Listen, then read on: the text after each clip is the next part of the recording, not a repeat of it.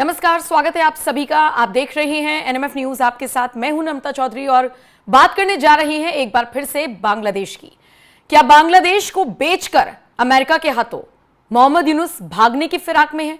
इस तरह के आरोप लगा रही हैं बांग्लादेश की पूर्व प्रधानमंत्री शेख हसीना। देखिए, बांग्लादेश में राजनीतिक उतापतल जारी है, लेकिन इन सब के बीच शेख हसीना की वापस से एंट्री हुई है और उसके बाद से ही वो मौजूदा राजनीति को समझने की कोशिश करते करते मोहम्मद यूनुस पर कई गंभीर आरोप भी लगा रही हैं। हालांकि ये आरोप हवा हवाई नहीं है। आप जानते ही हैं कि शेख हसीना की सत्ता को किस तरीके से पलटाया गया था, कैसे शेख हसीना की सरकार का तख्ता पलट कराया गया था, और अब मोहम्मद यूनुस भी कुछ उन्हीं हालातों से गुजर रही हैं, जिसके बाद शेख हसीना ने कहा कि आतंकवादियों की मदद लेकर सत्ता परिवर्तन कराया गया था और अब खुद बांग्लादेश को मोहम्मद यूनुस अमेरिका के हाथों बेच रही हैं। देखिए, शेख हसीना पिछले लंबे वक्त से गायब थी, लेकिन अब सोशल मीडिया के साथ साथ मीडिया के सामने भी एक्टिवली आगे आ रही है और दुनिया को यह बताने की कोशिश कर रही हैं कि बांग्लादेश में उनकी मौजूदगी एक बार फिर से नजर आ सकती है।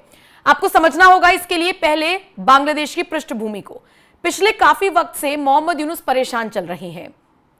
उनका मानना है कि वो काम नहीं कर पा रही हैं। उनका मानना है कि सेना उन्हें काम नहीं करने दे रही है। सेना के जो चीफ हैं वो उनको काम नहीं करने दे रही हैं, जिसके बाद एक बयान सामने आता है मोहम्मद यूनुस का, जिसमें वो कहते हैं कि मैं ऐसे काम नहीं कर सकता। हालांकि इस्तीफे का ऐलान उनकी तरफ से कर दिया गया था, लेकिन खबर मिल रही है कि उन्होंने यू टर्न ले लिया है और वो इस्तीफा अब नहीं देने जा रही है। लेकिन इन सब के बीच बांग्लादेश के लिए बांग्लादेश की पूर्व प्रधानमंत्री शेख हसीना ने जो कुछ कहा है या मोहम्मद यूनुस को लेकर जो खुलासा किया है वो आपको समझना चाहिए, सुनना चाहिए।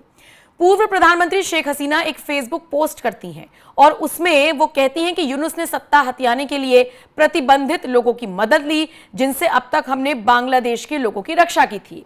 सिर्फ एक आतंकवादी हमले के बाद हमने सख्त कदम उठाए, कई लोगों को गिरफ्तार किया, लेकिन अब बांग्लादेश की जेल खाली है।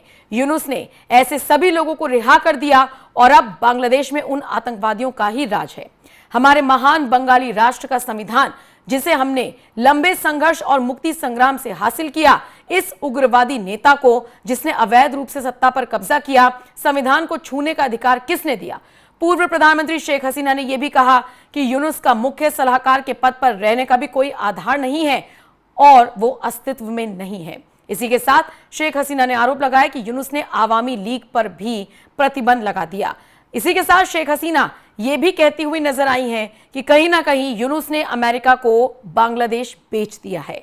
आतंकियों के हाथ में सत्ता चली गई है। राजनीतिक उथल पुथल के बीच जिस तरीके से शेख हसीना एक्टिव हुई है, माना जा रहा है कि उनकी वापसी हो सकती है।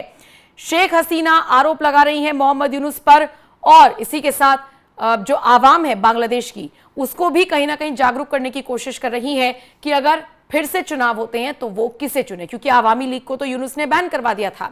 बहरहाल, आपको बांग्लादेश के बारे में बताएं उससे पहले ये समझ लीजिए कि शेख हसीना का तख्ता पलट 5 अगस्त 2024 को हुआ था। मानकर चलिए कि अभी 1 साल भी नहीं हुआ और एक बार फिर से बांग्लादेश में तख्ता पलट के आसार बन रहे हैं। पिछली बार शेख हसीना की सरकार गिराई गई थी। इस बार मोहम्मद यूनुस को न सिर्फ उनके पद से हटाया जाएगा, बल्कि उन्हें यहां से खदेड़ा जाएगा। और ऐसा करने वाला कोई और नहीं बल्कि या तो बांग्लादेश की आवाम हो सकती है जो कि परेशान है अपने देश के हालातों को देखते हुए, या फिर बांग्लादेश के आर्मी चीफ वकार हो सकते हैं जो कि यूनुस के कई फैसलों से नाराज बताए जा रहे हैं। आपको बताते चले, बांग्लादेश को लेकर कहा जा रहा है कि इसका हाल वही होने वाला है जो पाकिस्तान का हुआ। मसलन पाकिस्तान में सेना का दबदबा रहा है और अब से नहीं, इतिहास गवाह रहा है कि सेना का दबदबा पाकिस्तान के ऊपर रहा है। वही चीज बांग्लादेशी सेना बांग्लादेश के ऊपर करना चाह रही है और खासकर मोहम्मद यूनुस को हटाना चाह रही है। मोहम्मद यूनुस ऐसे कई फैसले ले रही हैं जो सिर्फ एक कौम को खुश करते हैं, एक तबके को खुश करते हैं। पूरी आवाम से उन्हें कोई मतलब नहीं है, देश के विकास से उन्हें कोई मतलब नहीं है। सोचिए, कई ऐसे बंदरगाह हैं जहां के मजदूर अपना काम छोड़कर बैठ गए हैं धरने पर। उनका कहना है कि मोहम्मद यूनुस और उनकी सरकार उनकी सुन नहीं रही है। अब इससे क्या हो रहा है, बांग्लादेश जो कभी टेक्सटाइल इंडस्ट्री में बहुत मतलब आगे चल रहा था, और सोचिए पाकिस्तान से अलग होने के बाद इतना राइज पाकिस्तान नहीं कर पाया, जितना टेक्सटाइल इंडस्ट्रीज में बांग्लादेश ने किया वो सब अब ठप पड़ गया है।